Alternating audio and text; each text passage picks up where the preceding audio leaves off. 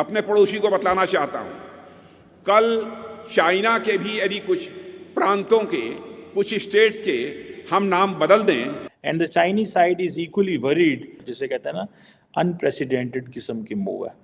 चीन की चालबाजी को उसी की भाषा में जवाब देने के लिए भारत तैयार है। उसके लिए मेरा ख्याल है इंडिया अपने जो ट्रेडिशनल मीन्स हैं उनको इस्तेमाल करना चाहता है, जिसमें मैक्सिमम एयर पावर लेना, मैक्सिमम सी पावर लेना।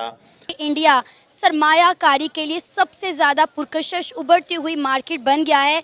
चाइना को पीछे छोड़कर क्या कहेंगे, कितनी बड़ी अचीवमेंट है इंडिया के लिए? ये तो बहुत बड़ी अचीवमेंट इंडिया की, क्योंकि इंडिया में अपॉर्चुनिटीज़ बहुत ज़्यादा है। सबसे पहले तो मैंने आपको कहा सब्जियां भी हम हिंदुस्तान से मंगवा रहे हैं हम गाड़ियां भी हिंदुस्तान से मंगवा सकते हैं, उनकी गाड़ियां इतनी सस्ती हैं, वो खुद बना रहे हैं। और हमारे यहाँ जो पार्ट्स हैं, गाड़ियों के पार्ट्स हैं, वो भी हम खुद नहीं बना रहे। इससे पहले कि अगर 2020 की बात करें तो 2020 में भी भारत ने चाइना को अच्छा मजा चखाया था। खबर यह है कि चीन तड़प रहा है और उसके पता ही नहीं चल रहा कि सामने कौन खड़ा है।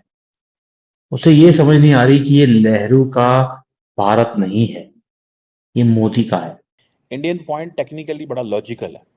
You no, people do not leave any space unattended even if it is an inch over territory.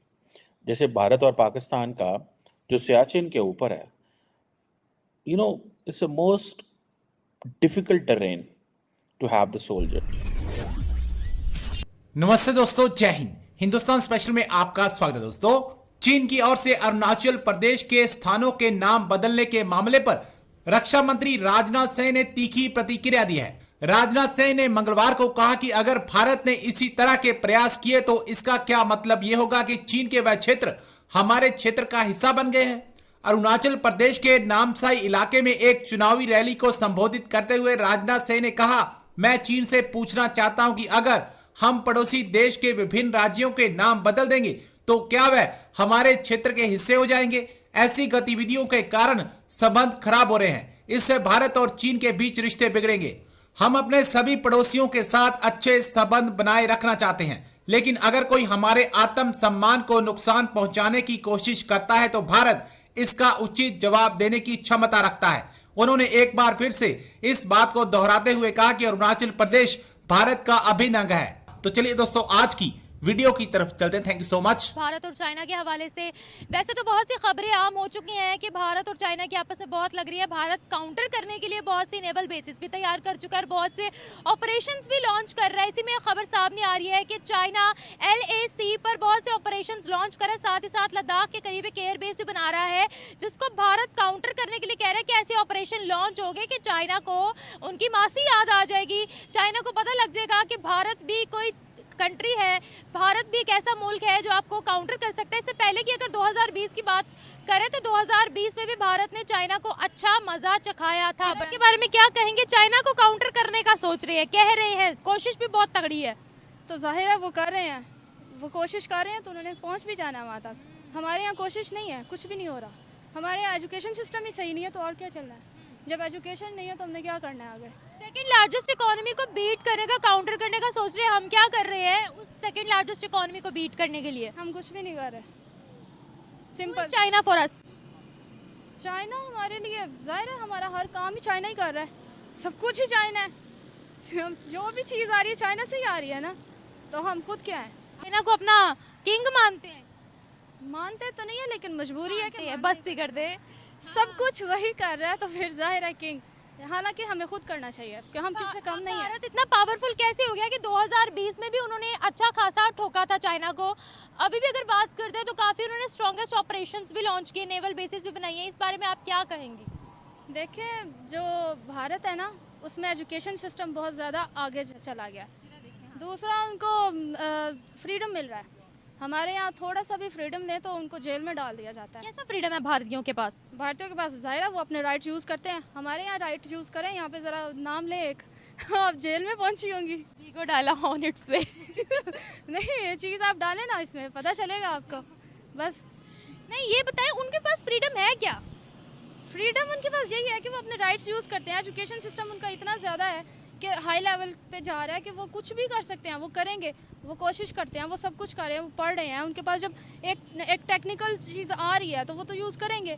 हमारे यहाँ कुछ भी नहीं, हमारे यहाँ जो एजुकेशन की जो चीज़ें हैं ना पीछे से आ रही हैं, सिस्टम आ रहा है। कहाँ से पीछे से आ रही है? ये जो सिस्टम आ रहा है ना पीछे, आप जानती हैं बेहतर तरीके से कि वो कहाँ से आ रहा है। Okay okay okay. किसी काम का नहीं है। इंडिया सरमायाकारी के लिए सबसे ज़्यादा पुरकशिश उभरती हुई मार्केट बन गया है।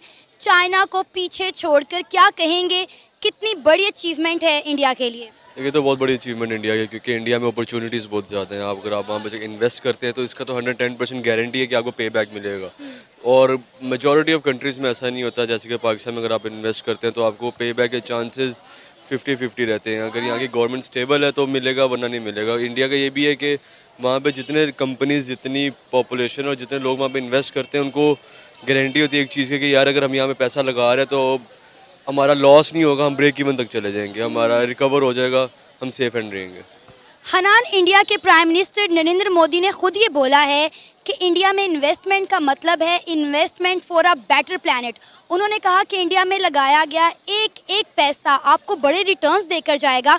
क्या कहेंगे जब एक मुल्क का प्राइम मिनिस्टर खुद इतने बड़े दावे कर रहा है तो लोगों का कॉन्फिडेंस और कितना बिल्ड होगा इससे? देखिए, एक तो नरेंद्र मोदी की कॉन्फिडेंस बहुत ज़्यादा अपनी कौम के ऊपर, अपने लोगों के ऊपर, क्योंकि पिछली 2 गवर्नमेंट्स उसी की आ रही हैं और होपफुली जैसे वो काम कर आगे जाके भी उसी की जाएंगी। वहाँ की गवर्नमेंट बहुत स्टेबल है, इसलिए वो दावे के साथ कहता है कि यार अगर यहाँ पे आप इन्वेस्ट करोगे तो आपको फ़ायदा होगा, और होना भी चाहिए। क्योंकि जब तक एक मुल्क के अंदर एक गवर्नमेंट स्टेबल रहेगी, लोग वहाँ के स्टेबल रहेंगे और हुकूमत पब्लिक जो उनसे साथ देगी एक बंदे का, तो स्टेबिलिटी तो रहेगी। अदर दैन दैट पाकिस्तान की अगर बात करें तो यहाँ की तो आप इन्वेस्टमेंट की बात छोड़ें, यहाँ की तो गवर्नमेंट स्टेबल नहीं है। यहाँ की कभी कोई आ जाता है, कभी कोई आ जाता है। वहाँ पे एक आंसरेबल और एक क्वेश्चनेबल है, एक ही बंदे ने जवाब देना और एक ही बंदे ने सवाल करना है।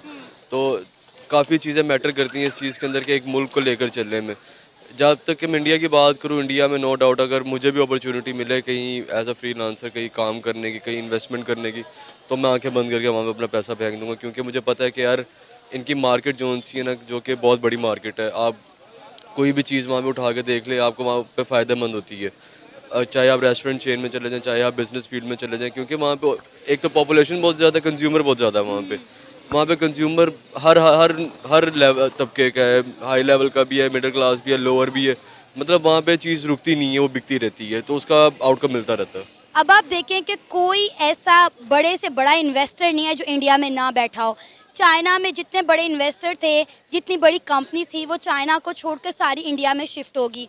उन्होंने अपने मैन्युफैक्चरिंग हब्स जो हैं वो इंडिया में शिफ्ट कर लिया। अभी रिसेंटली बात है, इलॉन मस्क ने टेस्ला जो है वो इसकी मैन्युफैक्चरिंग इंडिया में शुरू कर दी। और उसके साथ साथ आप देखें कि 2 एप्पल स्टोर जो है वो इंडिया में खुले हैं। तो मेरा ख्याल है कि इससे बड़ी अचीवमेंट इंडिया की कोई हो ही नहीं सकती। देखिए ना, सबसे पहली चीज़ है इंडस्ट्री को मैटर करती है पोर्ट्स।